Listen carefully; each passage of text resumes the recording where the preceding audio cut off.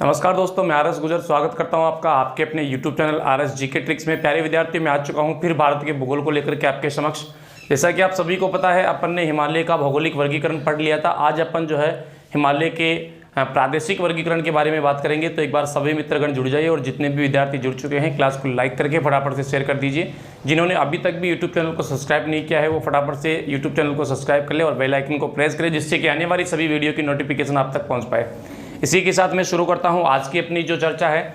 आज अपन क्या पढ़ने वाले हैं हिमालय के बारे में। वैसे मैंने अपन ने जो है भौगोलिक वर्गीकरण इसका पढ़ लिया है। 4 भागों में अपन ने इसको डिवाइड किया था, ट्रांस हिमालय, सर्वोच्च हिमालय, लघु हिमालय और बाह्य हिमालय। चारों को अलग अलग करके भी अपन ने पढ़ लिया है और वहाँ से क्या चीज़ इंपॉर्टेंट है, क्या महत्वपूर्ण बातें जो हमसे पूछी जा सकती है एग्जाम में, उनको लेकर के भी जो है हमने बात कर ली है। सारी महत्वपूर्ण चीज़ें वहाँ पर अपन ने देख ली। अब दूसरा जो इसका वर्गीकरण है वो कौन सा है, जो अक्सर एग्जाम में पूछ लिया जाता है, और वो कौन सा वर्गीकरण है दोस्तों, तो वो है इसका प्रादेशिक वर्गीकरण। नदियों के आधार पर जो है इसका वर्गीकरण किया गया है, उसको लेकर के हम चर्चा करने वाले हैं। तो बात करते हैं हिमालय का प्रादेशिक वर्गीकरण।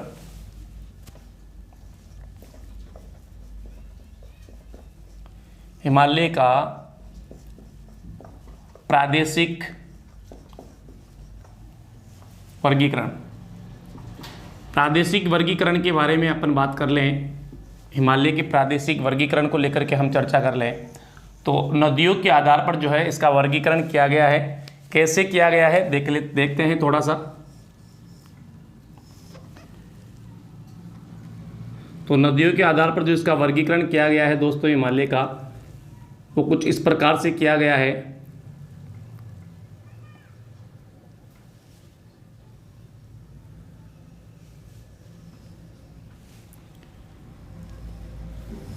यहाँ अपन बात करें हिमालय के बारे में चर्चा कर रहे हैं तो हिमालय का विस्तार जो अपन ने पहले देखा था कुछ इस प्रकार से। यहाँ पर इस वाले बेल्ट में जो है आपको हिमालय का विस्तार देखने को मिलेगा।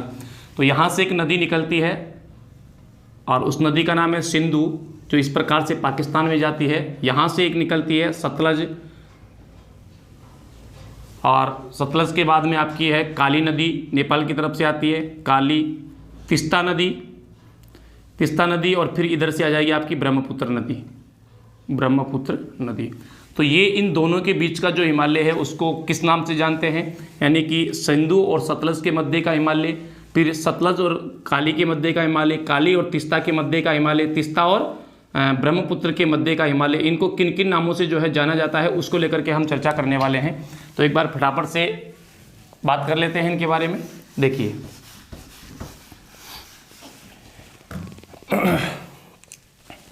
सबसे पहले मैं बात करूं तो सिंधु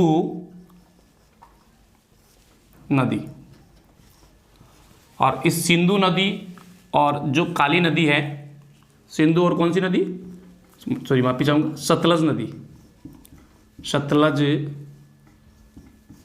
नदी।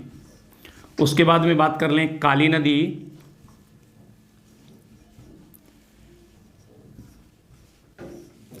उसके बाद अपन चर्चा कर लें तिस्ता नदी, और उसके बाद दोस्तों आपकी ब्रह्मपुत्र नदी। देखिए इसके आधार पर कैसे बांटा है, सिंधु और सतलज इन दोनों के बीच का जो हिमालय है उसको क्या कहा जाता है, तो उसको कहा जाता है दोस्तों पंजाब हिमालय। क्या कहते हैं, पंजाब हिमालय कहते हैं। नेक्स्ट, सिंधु और सतलज के मध्य के हिमालय वाला जो क्षेत्र है उसको क्या कहते हैं, पंजाब हिमालय कहते हैं। उसके बाद बात करें सतलज और काली के मध्य का हिमालय वाला जो क्षेत्र है उसको क्या कहा जाता है, तो इसको कहते हैं कुमायूं हिमालय। क्या कहते हैं, कुमायूं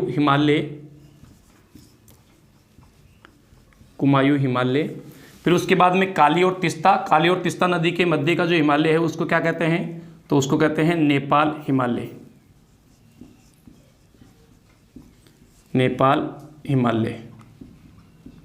ठीक है, नेपाल हिमालय। उसके बाद बात कर लें तो तिस्ता और ब्रह्मपुत्र के मध्य का जो हिमालय है इसको क्या कहते हैं, तो इसको कहते हैं असम हिमालय। देखो इसका जो भौगोलिक वर्गीकरण अपन ने किया था उस समय भी इसको 4 भागों में डिवाइड किया था। ट्रांस में, सर्वोच्च में, मध्य हिमालय या लघु हिमालय और बाह्य हिमालय में। और यहाँ पर भी कितने भागों में डिवाइड कर दिया अपन ने, तो यहाँ पर भी अपन ने 4 भागों में इसको डिवाइड कर दिया। और वो 4 भाग कौन कौन से हैं जो आपके सामने हैं।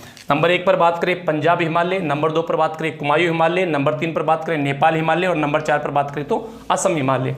यानी कि इसका प्रादेशिक वर्गीकरण किया, कितने भागों में अपन ने डिवाइड कर दिया इसको, तो अपन ने इसको जो है 4 भागों में डिवाइड कर दिया। आपके सामने आप अच्छे से देख पा रहे होंगे कितने भागों में डिवाइड किया, तो 4 भागों में डिवाइड किया। अब बात करते हैं कि पंजाब हिमालय, इसकी लंबाई कितनी है, पंजाब हिमालय की सबसे ऊंची चोटी कौन सी है और क्या इसकी विशेषता है जो हमसे एग्जाम में पूछी जा सकती है। फिर बात करेंगे कुमायूं हिमालय की, फिर बात करेंगे नेपाल हिमालय की, उसके बाद बात करेंगे असम हिमालय की। यानी कि अब इन चारों में से एक एक को लेकर के हम चर्चा करने वाले हैं कि प्रादेशिक वर्गीकरण जो अपन ने किया है वो किसके आधार पर किया है, नदियों के आधार पर। और नदियों के आधार पर कैसे कि सिंधु और सतलज के मध्य का जो हिमालय है उसको पंजाब हिमालय कहते हैं।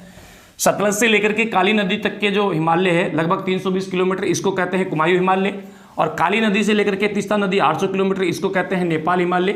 और तीस्ता नदी से लेकर के ब्रह्मपुत्र नदी तक का जो हिमालय का भाग है जो फैला हुआ है उसको क्या कहा जाता है, इसको कहा जाता है दोस्तों असम हिमालय। तो अब इन अलग अलग जो है अपन बात करेंगे, जैसे पंजाब हिमालय कि पंजाब हिमालय की सबसे ऊंची चोटी कौन सी है, इसका विस्तार कितना है, कितना लंबा है, ये चीजें अपन जो है यहाँ पर डिस्कस करने वाले हैं। क्योंकि एग्जाम में अक्सर पूछ लिया जाता है पंजाब हिमालय स्थित है सिंधु से सतलज के मध्य या सतलज से काली के मध्य या काली से तीस्ता के मध्य। 4 ऑप्शन आपको दे देगा। अगर आपको ज्ञान है तो आप इसका आंसर दे पाएंगे, अन्यथा आप सबको पता है गलती होने के चांसेस बहुत ज्यादा हो जाते हैं। तो एक बार इसका स्क्रीनशॉट लो, उसके बाद अपन एक एक को देखकर एक एक के बारे में बात करते हैं। फटाफट से इसका स्क्रीनशॉट ले लीजिएगा। चलते हैं इसी के साथ आगे और बात करते हैं।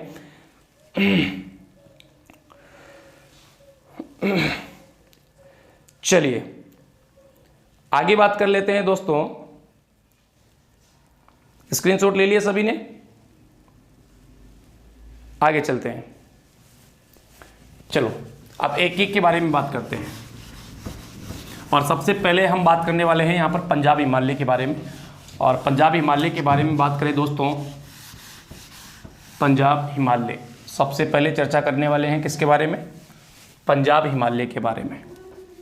तो सबसे पहले बात करें पंजाब हिमालय। और दोस्तों ध्यान रखना है जो पंजाब हिमालय है, ये पंजाब हिमालय कहाँ फैला हुआ है, तो ध्यान रहे पंजाब हिमालय इसका विस्तार कहाँ से शुरू होता है, कहाँ तक जाता है। तो दोस्तों इसका विस्तार जो है ये आपका सिंधु नदी से लेकर के, कौन सी नदी, सिंधु नदी से सतलज नदी के मध्य, सिंधु से लेकर के सतलज नदी के मध्य में जो है इसका विस्तार है। और इस हिमालय की मैं बात करूं पंजाब हिमालय की, तो पंजाब हिमालय की जो लंबाई है वो लंबाई कितनी है दोस्तों, तो इसकी लंबाई जो है वो है आपकी 560 किलोमीटर। चलिएगा इसकी सबसे ऊंची चोटी कौन सी है, पंजाब हिमालय की सबसे ऊंची चोटी, तो उसका नाम है दोस्तों नंगा पर्वत। क्या नाम है, नंगा पर्वत। और इस नंगा पर्वत की ऊंचाई कितनी है, तो इसकी ऊंचाई है 8126 मीटर, जो पहले भी हम देख चुके हैं। कितनी है, 8126 मीटर। यहीं पर आपने देखा होगा आपके जो है वैष्णो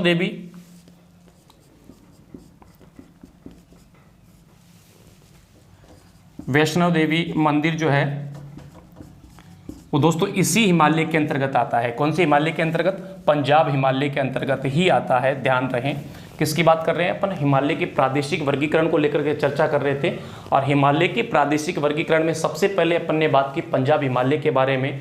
पंजाब हिमालय का विस्तार जो है ये सिंधु नदी से लेकर के सतलज नदी तक पाया जाता है, जिसकी लंबाई है वो है 560 किलोमीटर है। बात कर लें पंजाब हिमालय की सबसे ऊंची चोटी कौन सी है, तो पंजाब हिमालय की सबसे ऊंची चोटी है उसका नाम है नंगा पर्वत। और इसकी ऊंचाई कितनी है, 8126 मीटर है। कितनी है, 8126 मीटर है। इसी में जो है पवित्र, या फिर मैं यूँ कह सकता हूँ कि प्रसिद्ध वैष्णो देवी का मंदिर कहाँ पर है, तो वो आपके पंजाब हिमालय में ही स्थित है। कहाँ पर है दोस्तों? पंजाब हिमालय के अंतर्गत ही आता है। तो इसका भी एक बार स्क्रीनशॉट ले लें, फिर उसके बाद बात करते हैं अगले हिमालय के बारे में। और अगला कौन सा है? कुमायूं हिमालय। उसको लेकर के थोड़ी सी अपन चर्चा कर लेते हैं।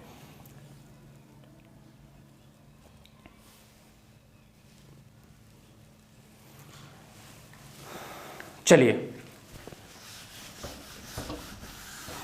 अगला है हमारा कुमायूं हिमालय।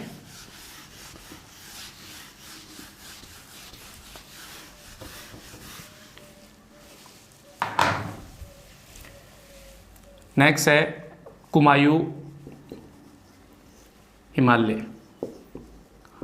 और कुमायूं हिमालय के बारे में अपन बात करें दोस्तों, तो कुमायूं हिमालय का विस्तार कहाँ से कहाँ तक है? तो इसका जो विस्तार है, ये विस्तार शुरू होता है आपका सतलज नदी से, और सतलज से लेकर के सतलज नदी टू कौन सी नदी? काली नदी। काली नदी, ठीक है। और इसकी लंबाई कितनी है? तो कुमायूं हिमालय की लंबाई यह है मेरे प्यारे दोस्तों 320 किलोमीटर। कितनी है? 320 किलोमीटर है। और ये जो कुमायूं हिमालय है, कुमायूं हिमालय की सबसे ऊंची चोटी, सबसे ऊंची चोटी कौन सी है? तो सबसे ऊंची चोटी नंदा देवी है। और इस नंदा देवी की ऊंचाई कितनी है? तो इसकी ऊंचाई है 7817 मीटर, 7817 मीटर। ये इसकी सबसे ऊंची चोटी है, ध्यान रखना है। इसी कुमायूं हिमालय से, ध्यान रखना, कुमायूं हिमालय से गंगा व यमुना जैसी नदियों का उद्गम होता है, उद्गम होता है। यानी कि मैं ये कह सकता हूँ कि गंगोत्री और यमुनोत्री दोनों किसमें हैं? तो गंगोत्री भी यहीं पर स्थित है जहाँ से गंगा निकलती है, और यमुनोत्री भी यहाँ पर स्थित है। यमुनोत्री भी यहीं पर स्थित है जहाँ से कौन सी निकलती है? आपकी यमुना निकलती है, ठीक है। तो गंगा और यमुना जैसी नदियों का उद्गम भी इसी हिमालय से होता है। कौन से होता है? तो कुमायूं हिमालय से ही इन नदियों का उद्गम होता है, ध्यान रखना है। यहीं पर इसी कुमायूं हिमालय में पंचप्रयाग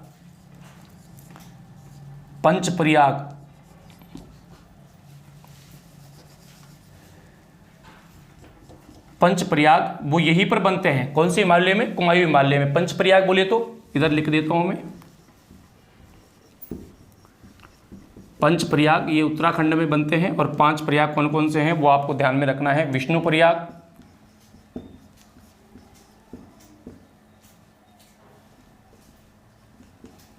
नंबर 2 पर बात कर लो नंद प्रयाग,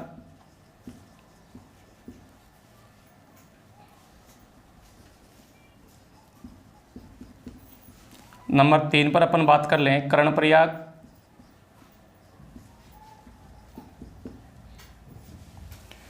विष्णु प्रयाग, नंद प्रयाग, उसके बाद में कर्ण प्रयाग, रुद्र प्रयाग। नंबर 4 पर कौन सा आ गया? रुद्र प्रयाग।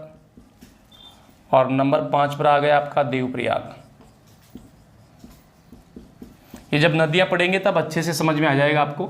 विष्णु प्रयाग, नंद प्रयाग, कर्ण प्रयाग, रुद्र प्रयाग और देव प्रयाग, है ना। ये कैसे बनते हैं, किन नदियों के संगम पर बनते हैं, ये सारी चीज़ें अपन जब नदियां पढ़ेंगे उस समय जान लेंगे। तो ये पंच प्रयाग जो है ये भी किस हिमालय के अंतर्गत आते हैं? तो ये भी आपके कुमायूं हिमालय के अंतर्गत ही आते हैं। फिर से समझना, कुमायूं हिमालय इसका विस्तार सतलज नदी से लेकर के काली नदी तक है। कितने किलोमीटर लंबा है? 320 किलोमीटर लंबा है। बात करें इसकी सबसे ऊंची चोटी कौन सी है? तो नंदा देवी इसकी सबसे ऊंची चोटी है, जिसकी ऊंचाई कितनी है? तो 7817 मीटर। इसके अलावा त्रिशूल, कामेत और भी काफ़ी सारी चोटियाँ इसी हिमालय के अंतर्गत स्थित है। इसी हिमालय से जो है गंगा जैसी पवित्र नदी, या मैं यूँ कह सकता हूँ गंगोत्री और यमुनोत्री दोनों स्थान यहीं पर स्थित है जहाँ से गंगा और यमुना नदियों का उद्गम होता है। गंगा का गंगोत्री में गौमुख नामक स्थान से उत्तराखंड राज्य के उत्तरकाशी जिले में गंगोत्री हिमनद में गोमुख नामक स्थान से गंगा निकलती है, और उत्तराखंड के यमुनोत्री में जो है बंदरपूछ की पहाड़ियों में यमुनोत्री नामक स्थान से आपकी यमुना निकलती है। तो ये दोनों स्थान भी यहीं पर है, और यहीं पर पंच प्रयाग है। पंच प्रयाग कौन कौन से? विष्णु प्रयाग, नंद प्रयाग, कर्ण प्रयाग, रुद्र प्रयाग और देव प्रयाग। ये प्रयाग क्या होते हैं और किन किन नदियों के मिलने से कौन सा प्रयाग बनता है, ये बातें अपन जो है आगे करेंगे। जब अपन नदियां पढ़ेंगे तो वहां पर आपको मैं जो है इनके बारे में सारी डिटेल से बताने वाला हूं। तो एक बार इसका भी आप स्क्रीनशॉट निकाल लीजिए फटाफट से।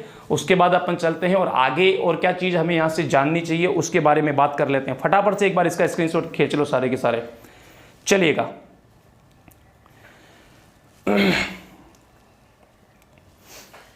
ले लिया होगा आपने स्क्रीनशॉट, और ले लिया तो मैं आगे बढ़ लेता हूं। अगला जो हिमालय है प्यारे विद्यार्थियों, वो है आपका नेपाल हिमालय। कौन सा हिमालय है? तो वो है आपका नेपाल हिमालय। तो देखते हैं नेपाल हिमालय के बारे में भी।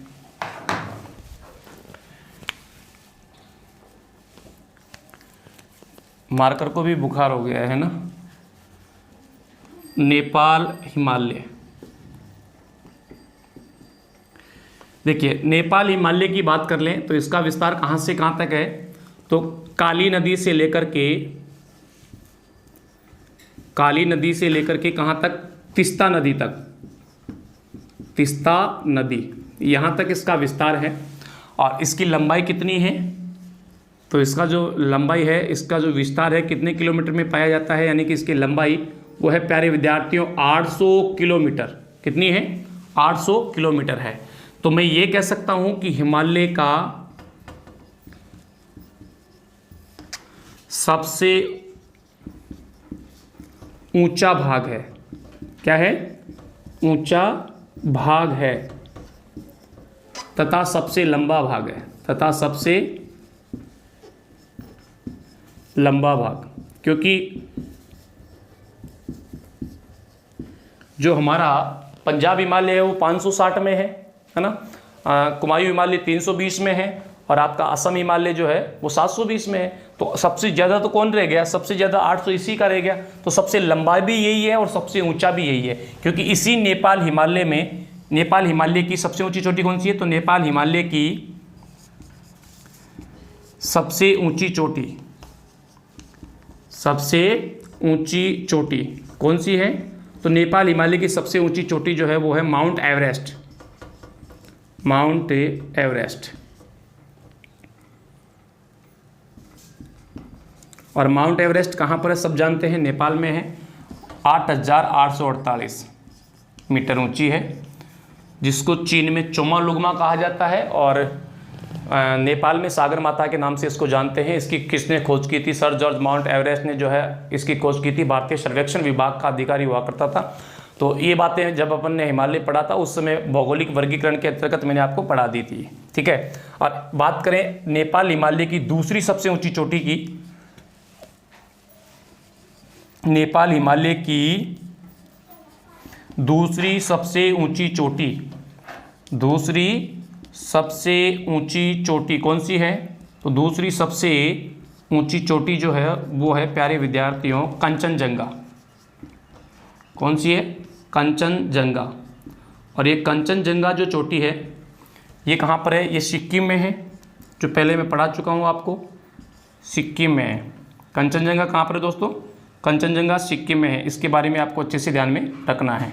चलो, इसकी ऊंचाई कितनी है? 8,598 मीटर है कंचनजंगा की, जो आप कह सकते हैं जिसके बारे में कि भारत की पूर्ण रूप से भारत के अधिकार क्षेत्र में स्थित भारत की सबसे ऊंची चोटी कौन सी है? तो वो है कंचनजंगा 8598 मीटर, जो सिक्किम में है।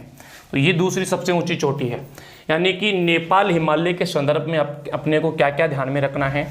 नेपाल हिमालय जो काली नदी से लेकर के तीस्ता नदी तक विस्तृत है, इसकी लंबाई 800 किलोमीटर है, जो हिमालय का सबसे मतलब प्रादेशिक वर्गीकरण में सबसे बड़ा जो सबसे बड़ा जो भाग है वो कौन सा है? नेपाल हिमालय का है।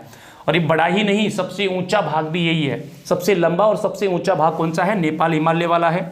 नेपाल हिमालय की सबसे ऊंची चोटी कौन सी है? माउंट एवरेस्ट, जिसकी ऊंचाई है 8,848 मीटर। बात करें इसकी दूसरी सबसे ऊंची चोटी कौन सी है? कंचनजंगा, जो कहाँ पर है? सिक्किम में 98 यानी कि 8,598 मीटर, जो पूर्ण रूप से भारत के अधिकार क्षेत्र में स्थित भारत की सबसे ऊंची चोटी भी कहलाती है। तो ये था हमारा नेपाल हिमालय। अब बचता है हमारा असम हिमालय। तो असम हिमालय के बारे में भी थोड़ा सा अपन बात कर लेते हैं। एक बार फटाफट से इसकी स्क्रीनशॉट आप ले लीजिएगा। इसी के साथ चलते हैं और बात करते हैं असम हिमालय के बारे में, क्या क्या चीज़ें हमें ध्यान में रखना है। चलिए ले लिया होगा। अब बात करते हैं असम हिमालय के बारे में। जिन्होंने अभी तक लाइक नहीं किया ना क्लास को, फटाफट से लाइक और शेयर कर दो, और जिन्होंने चैनल को सब्सक्राइब नहीं किया है चैनल को सब्सक्राइब भी कर लें। बढ़ते हैं आगे और बात करते हैं असम हिमालय के बारे में। असम हिमालय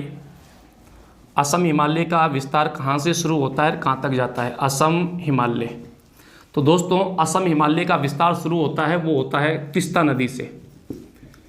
तो तीस्ता से लेकर के तीस्ता नदी से ब्रह्मपुत्र नदी तक। और कितने किलोमीटर में फैला है ये? तो इसकी लंबाई जो है वो है प्यारे विद्यार्थियों 720 किलोमीटर। कितनी है? 720 किलोमीटर है। इसकी सबसे ऊंची चोटी कौन सी है, ये अपने को थोड़ा सा ध्यान में रखना है। जो तीस्ता नदी से लेकर के ब्रह्मपुत्र नदी तक जो ये विस्तृत है, इसकी सबसे ऊंची चोटी कौन सी है, ये ध्यान में रखना है। तो सबसे ऊंची चोटी है इसकी नामचा बरवा।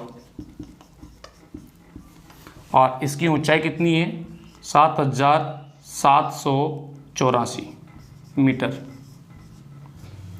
7,784 मीटर, जो हिमालय की एकदम पूर्वी चोटी भी आप इसको कह सकते हैं।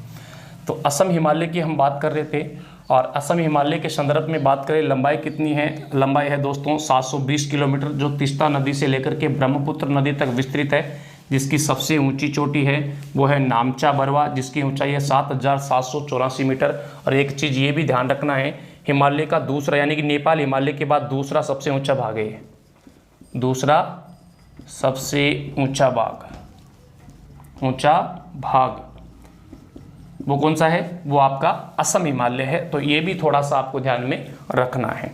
तो ये हमारा था हिमालय का प्रादेशिक वर्गीकरण, है ना। अब इसके बाद हम देखने वाले हैं अगले पार्ट के बारे में, और अगला पार्ट हमारा कौन सा है? राजस्थान का भारत का जो उत्तर का मैदान है या उत्तर का विशाल मैदान है, उसको लेकर के हम चर्चा करेंगे।